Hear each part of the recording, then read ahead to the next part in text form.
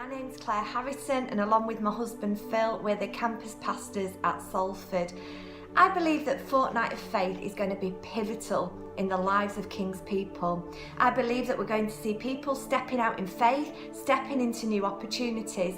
I believe that we're going to start to see people praying bold prayers, and I believe that God is going to answer those in ways that we cannot even begin to imagine. I believe that we're going to see miracles. I believe that we're going to see lives healed, lives restored, people forgiving others, and a real sense of unity across all of our campuses.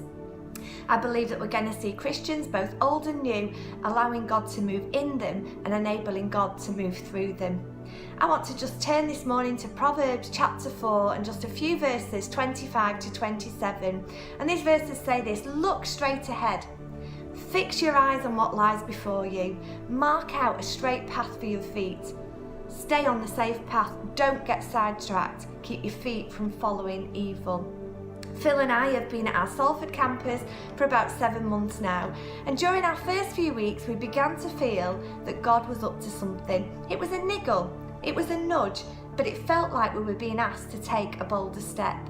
As Phil and I chatted through about this nudge and we prayed about it, we realised that God was asking us to create more space so that we could do more at King Salford. Phil's a full-time teacher. I was working until very recently as 30 hours as a practice teacher for school nursing. When we prayed about this, in all honesty, we didn't get a booming voice that said, "Claire, give up your job." No, nothing like that. It was just something that we felt we needed to do. I went to see my manager, and to be fair, when I said to her that I felt I needed to give my notice in, she dropped to a chair and said, "What can we do? What's wrong? What's happened?" And I just said to her simply this: "Nikki, I believe this is something God's asking me to do." We chatted this through, and she asked if I could stay till October, as this would mean I'd be able to see all my students through and ensure that they were qualified practice teachers and qualified school nurses. I agreed to do this, and to be honest, I felt that before I'd gone into my meeting with Nikki, I felt that God was saying 15 hours. So Nikki said to me, "Can you stay till October?" And I said, "I can, but I can't do 30 hours.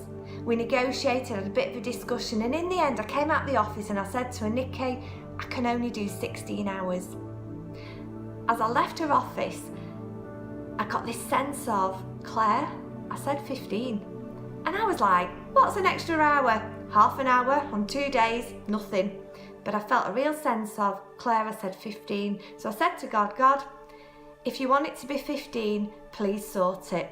The following week I went back to see Nikki and we had my formal interview. And as I sat down, she said, "Claire, I really feel it should be 15 hours.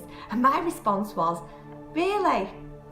Interesting. You see, God is interested in the detail. From the 1st of June, my hours halved.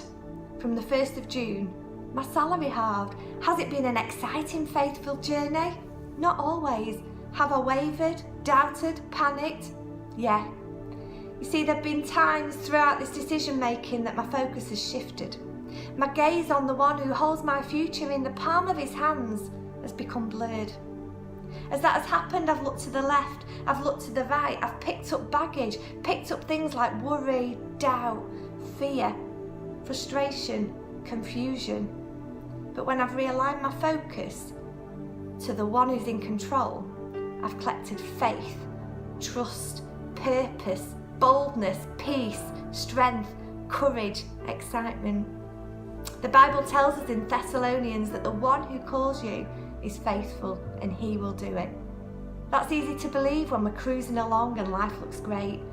But what about when it looks like changing the comfortable for the uncomfortable? Changing the known for the unknown, changing the certainty for the uncertainty, changing the paycheck for the empty envelope, changing the predictable for the unpredictable, the familiar for the unfamiliar. Taking a step of faith is never easy. If it was, then we wouldn't need faith. But when we keep our focus on God, it gives us the strength and the courage to do it. Where do you need to adjust your faith this morning? Where do you need to adjust your focus so that you can take that step of faith? It could be that you haven't accepted Jesus as your personal saviour yet. Why not today? Maybe you haven't made the decision to be baptised. What's stopping you? Maybe you need to step up and serve in church. Maybe you need to start giving out of a generous heart. Maybe you need to say yes to a new course. Maybe you need to say yes to a new job opportunity. Maybe you need to say yes to forgiving somebody. Maybe you need to say yes to inviting your neighbour to church. Maybe you need to start believing for something. Take a few minutes today to adjust your focus. Adjust your focus on the one who's called you, the one who loves you, the one who wants the best for you, the one who has a purpose, and the one who has a plan for your life. Have a great day.